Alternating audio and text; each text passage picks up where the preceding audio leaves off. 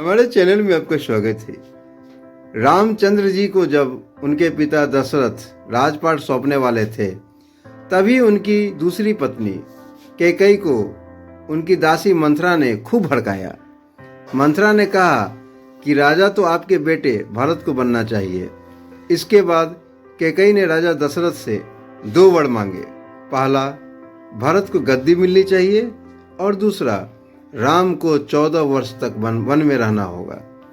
राजा दशरथ को अपनी पत्नी के वर पूरे करने पड़े। जब रामचंद्र जी वनवास के लिए अयोध्या से निकले, तब लक्ष्मण जी ने भी उनके साथ जाने की इच्छा जाहिर की। लक्ष्मण के वन जाने की बात सुनकर उनकी पत्नी उर्मिला भी साथ जाने की जिद करने लगती है।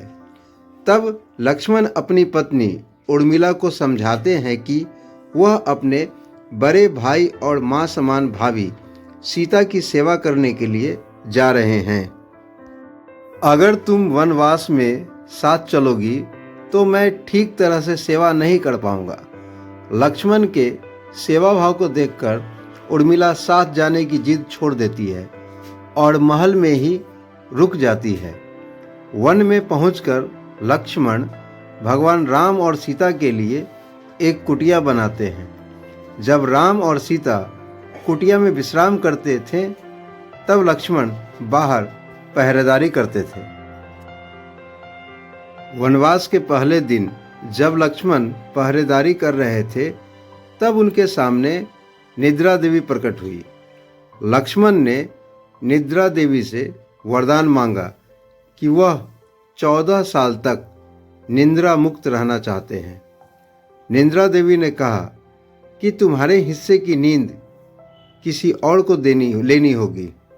लक्ष्मण कहते हैं कि उनके हिस्से की नींद उनकी पत्नी को दे दे।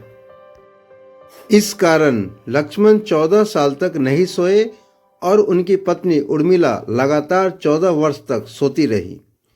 14 वर्ष बाद जब भगवान राम और माता सीता के साथ जब लक्ष्मण अयोध्या वापस आए, तब नींद की अवस्था में रामचंद्र जी के राज तिलक समारोह में उर्मिला भी उपस्थित थी।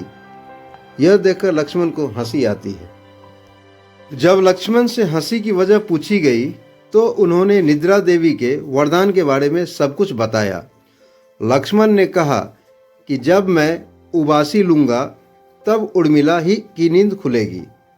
लक्ष्मण जी की इस बात को सुनकर सभा में मौजूद सभी हंस पड़े। सभी को हंसते देख उर्मिला लज्जावश समारोह से उठकर बाहर चली जाती है। जय श्री राम। यदि यह कहानी आप लोग को अच्छी लगी हो तो हमारे चैनल को लाइक और सब्सक्राइब जरूर करें। जय जय श्री राम।